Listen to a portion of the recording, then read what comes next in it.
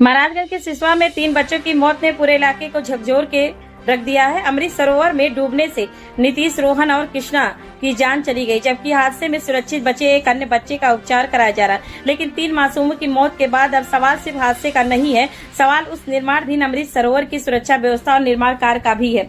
घटना का मुख्यमंत्री योगी आदित्यनाथ ने संज्ञान लेते हुए दुख जताया और अधिकारियों को आवश्यक कार्रवाई के निर्देश दिए। इसके बाद जिलाधिकारी और पुलिस अधीक्षक मौके पर पहुंचे, घटनास्थल का निरीक्षण किया और पीड़ित परिवारों से मिलकर हर संभव सहायता का भरोसा दिलाया। 3 बच्चों की मौत से मातम सिसवा नगर पालिका क्षेत्र में अमृत सरोवर के पास हुई इस घटना में 3 परिवारों की खुशियां छीन ली। बच्चों के पानी में डूबने की सूचना के बाद स्थानीय लोगों से लेकर पुलिस प्रशासन तक में हड़कंप मच गया। बचाव की कोशिश हुई और बच्चों को अस्पताल पहुंचाया गया, लेकिन नीतीश, रोहन और कृष्णा को बचाया नहीं जा सका। घटना के बाद पूरे क्षेत्र में शोक का माहौल है। मुख्यमंत्री ने लिया संज्ञान। 3 बच्चों की मौत की जानकारी शासन तक पहुंची तो मुख्यमंत्री योगी आदित्यनाथ ने घटना पर गहरा दुख व्यक्त किया। अधिकारियों को पीड़ित परिवारों की सहायता और आवश्यक कार्रवाई सुनिश्चित करने के निर्देश दिए गए। इसके बाद डीएम और एसपी ने घटनास्थल का निरीक्षण किया, हालात की जानकारी ली और मृत बच्चों के परिवारों से मुलाकात कर उन्हें हर संभव मदद का भरोसा दिलाया। मृत बच्चों के परिवारों को 4-4 लाख रुपए की आर्थिक सहायता उपलब्ध कराने की घोषणा भी की गई है। अब निर्माण कार्य भी जांच के दायरे में। इस हादसे के बाद प्रशासनिक कार्रवाई का सबसे महत्वपूर्ण हिस्सा सामने आया है। प्रशासन की ओर से उपलब्ध जानकारी के मुताबिक अमृत सरोवर के निर्माण कार्य में प्रथम दृष्टया अनियमितताएं पाए जाने की बात सामने आई है। इसके बाद संबंधित निर्माण एजेंसी के खिलाफ एफआईआर दर्ज कराने के निर्देश दिए गए हैं और पूरे मामले की जाँच के लिए समिति गठित किए जाने की जानकारी है। यहाँ यह स्पष्ट करना जरूरी है कि प्रथम दृष्टया अनियमितता मिलना या एफआईआर दर्ज करने का निर्देश अपने आप में किसी एजेंसी या व्यक्ति की अंतिम दोष सिद्ध नहीं है। वास्तविक जिम्मेदारी जांच और विधिक प्रक्रिया पूरी होने के बाद ही तय होगी। हादसे के बाद कई सवाल, अब जांच के सामने कई महत्वपूर्ण सवाल होंगे। अमृत सरोवर का निर्माण किन मानकों के तहत कराया जा रहा था? निर्माणाधीन जलाशय के आसपास सुरक्षा के क्या इंतजाम थे? क्या बच्चों और आम लोगों को गहरे पानी तक पहुंचने से रोकने के पर्याप्त उपाय किए गए थे? और प्रशासन को प्रथम दृष्टया जो अनियमितताएं मिली है उनकी वास्तविक प्रकृति क्या है? इन सवालों के जवाब जांच समिति की रिपोर्ट और पुलिस की आगे की कार्रवाई से सामने आने की उम्मीद है।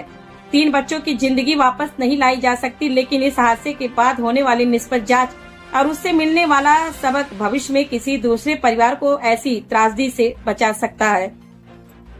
मुख्यमंत्री ने घटना का संज्ञान लिया है। प्रशासन मौके पर पहुंचा, परिवारों के लिए आर्थिक सहायता की घोषणा हुई और अब निर्माण कार्य भी जांच के दायरे में है। सबसे महत्वपूर्ण बात यह होगी कि जांच केवल कागजी प्रक्रिया तक सीमित न रहे। जो तथ्य सामने आए उनके आधार पर कानून के मुताबिक जवाबदेही भी निर्धारित है। एफटी न्यूज डिजिटल किसी निर्माण एजेंसी, अधिकारी अथवा व्यक्ति को हादसे के लिए दोषी घोषित नहीं करता। निर्माण में प्रथम दृष्टया अनियमितताओं और एफआईआर संबंधित बात प्रशासन की ओर से सामने आई कार्रवाई पर आधारित है। अंतिम जिम्मेदारी जांच और कानूनी प्रक्रिया से तय होगी। महाराजगंज आज सिसवा नगर पालिका के अंतर्गत वार्ड नंबर 25 मीराबाई नगर पोखरा टोला के अंतर्गत पोखरे में दुर्भाग्यपूर्ण घटना हुई, जिसमें 3 बच्चे नीतीश, रोहन और कृष्णा, 3 बच्चों की डेथ हुई है।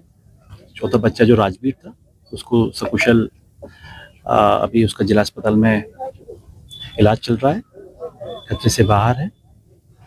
मैं और कप्तान साहब मिल के आए हैं, पोस्टमार्टम की कार्रवाई की जा रही है। बहुत ही दुर्भाग्यपूर्ण घटना है। नगर पालिका सिसवा बाजार के अंतर्गत जो अमृत सरोवर का कार्य कराया जा रहा है, उस घटनास्थल का भी निरीक्षण हमारे द्वारा किया गया है।